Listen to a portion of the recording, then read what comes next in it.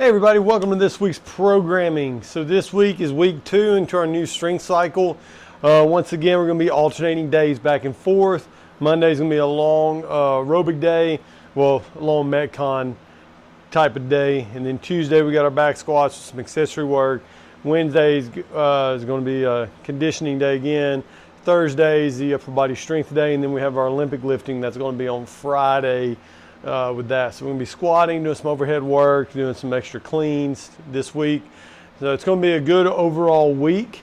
Now, I will preface that once or twice a week, what you're going to start to see is some really short, high intense workouts. With that, we're going to start building a base getting into the winter where we start ramping up the intensity a little bit for the open. But what you're going to see on these is that we're going to keep the movements super simple on these really short, intense workouts. You'll see like this week's going to be burpees to bar and kettlebell swings, and then into a rowing complex or row for time. And with those, we want to get this intensity up high. Now, that's for our competitors or people that want to push themselves a little harder into the CrossFit realm. If you're just, once again, looking to be in here, feel good, move well, get your heart rate up a little bit, you probably want to sustain about that 80-85% effort, which we will go into here shortly once we get there. Now, I know the lighting in here is bad. It's hard to see. I'm going to have to give me some new markers. I know I said that last week, but time flies by, and we just had a lot going on over the last week. So I'll make sure I try to get it next week for everybody. Monday, as you can see, AMRAP 20 minutes, 10 dumbbell hang power snatches with one hand, 20 alternating box step-ups, no weight, 20, and then we're going 10 dumbbell hang power snatches with the other hand, and then you got 20 push-ups to end on. So we got a whole body pull with one side, whole body pull with the other side, and then we got an upper body push, a lower body push, and then an upper body push, going back and forth. So whole body pulls mixed in with some lower and upper body pushes. Really good complex for to start the week off with. Then we got some core work to follow off on those. Tuesday, back squats, 3 sets, 8 reps, keeping our tempo, slow down, pause, fast up.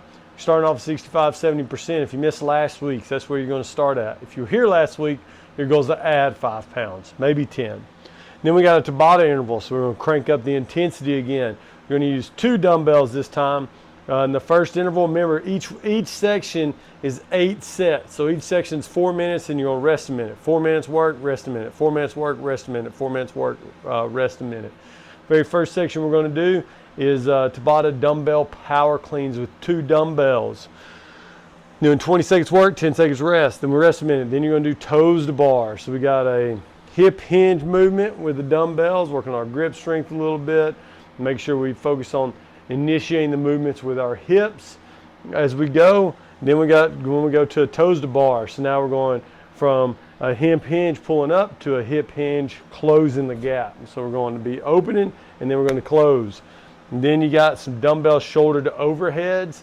So we can push press, you can strict press, or you can push jerk.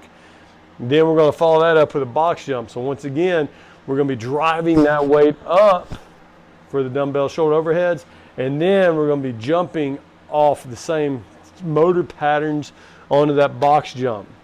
And then we got some accessory work to follow that up with. Wednesday, this is a old school style conditioning. A lot of you OG members will probably recognize this format because I love doing this. EMOM 20 minutes, so you got odd rounds, you're going to do max calories on the bike, even rounds you're going to rest. And that way we can kind of partner up with those bikes back and forth. Then we're going to rest 4 minutes. So at the 24-minute mark, you're going to do a 10-minute EMOM.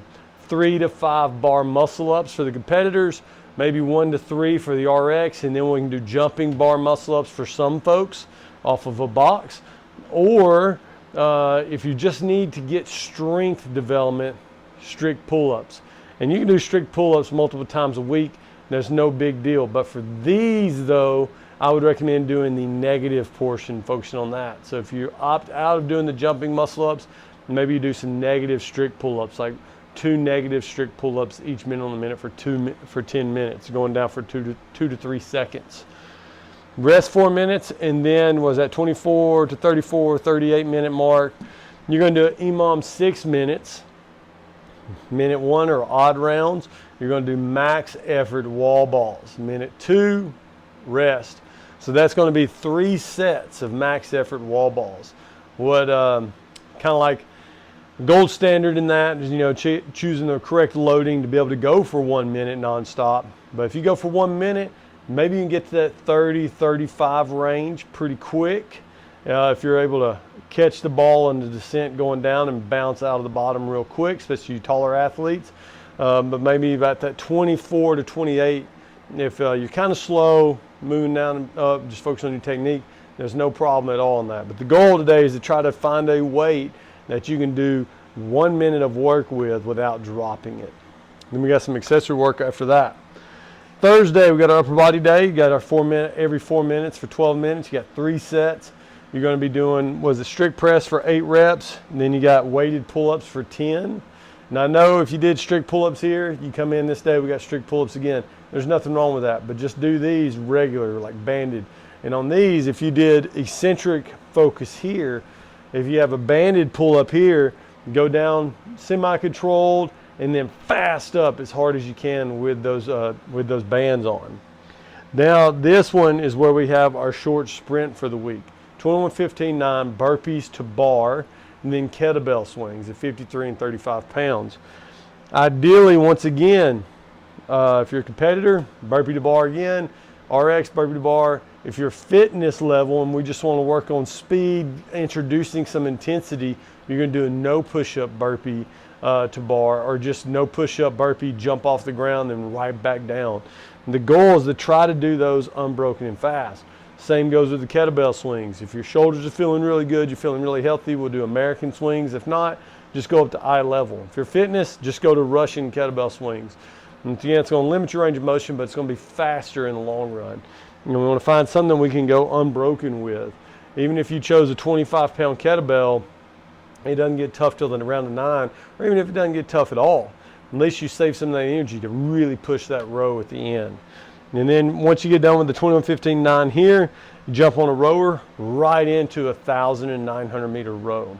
Ideally, this right here should probably take about 6 to 8 minutes. I know that sounds a little crazy, but 6 to 8 minutes is what we're looking for. When you get off that rower, we want to be, it should take you a second to stand up off the rower. That's how hard you should go on this workout.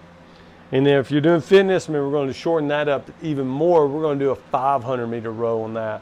Once again, to try to keep that intensity up a little higher. We got some accessory work to follow up. Then on that next day, Friday, we got some a clean complex. You're going to do 1 squat clean, 1 front squat, 1 jerk. You can do that for 12 sets every 90 seconds. That we'll start off light, start working your way up.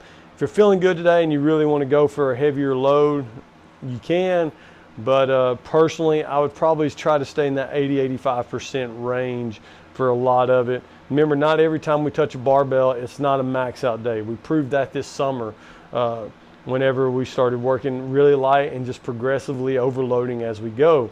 We're going to be spending a lot of time on this. I'd rather see perfect technique than somebody trying to max out and failing and creating bad habits and decreasing your confidence. Remember, confidence, we want to stay high. Success equals confidence. So the more success you find, the greater your accuracy is in your technique and how you're performing this, the better it's going to cross over as we continue to progress to get stronger. Then we got a 15-minute AMRAP, 200-meter run, coming in, 100-foot box push. We can do 50 feet down and back, and we do across the whole room. Then you got 3 and 2 rope climbs. If you're a competitor, you're going to do 2 and 1 legless rope climbs. Some accessory work. Then Saturday, we're going to be rowing again on this, but we're going to do Team Jackie this time. You can divide this up however you want to. If each person wants to do Jackie, each person can do Jackie. But you got to go in this order though. You got to do a 3,000 meter row, 150 thrusters, 90 pull-ups. Once again, for something like this, if I'm partnered up with somebody, even if I'm partnered up with 2 other guys who are very similar to my fitness level, I am not going to give out specific numbers to hit. I'm going to say, you work for 45 seconds to a minute, maybe even 30 seconds, then I'm going to work for that. Because the deeper you go into that, say you want to do 500s, now you're putting in a minute and a half of work. It's going to take you a long time to recover, especially if you rode really, really hard on that. If you did a 1,000-meter row, say it took you sub 3.5 minutes. That's a crazy pace for a guy. And then all of a sudden you got 2 other guys go, yeah, it's going to take them 7 minutes.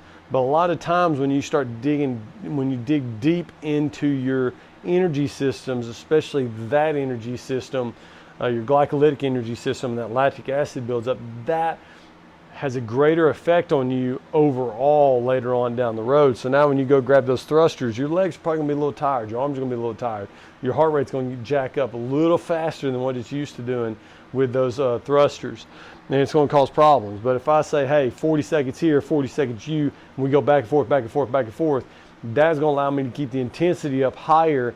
And who cares if I get 20 more meters on the, it doesn't matter. We're doing this for time as a team. So if I'm a really good rower and I'm with somebody that's not, I can help compensate for them in that little short amount of time. And then hopefully they're better at pull-ups or better at thrusters than I am to help even that out as we go through the workout. So it's a really good team strategy on those. But that's this week. If you need any questions, email me, hit me up. Remember, we got Bring a Friend Week coming up. You got gymnastics seminar this Saturday with Coach Nicole. Sign up on Wodify for that. If you got a friend that wants to come in, they can sign up on Wodify as well. And then the following week is Bring a Friend Week. We've already got a couple people signed up and ready to come in. We're going to have some fun workouts planned for everybody. And that's it. Y'all have a great week. See your names on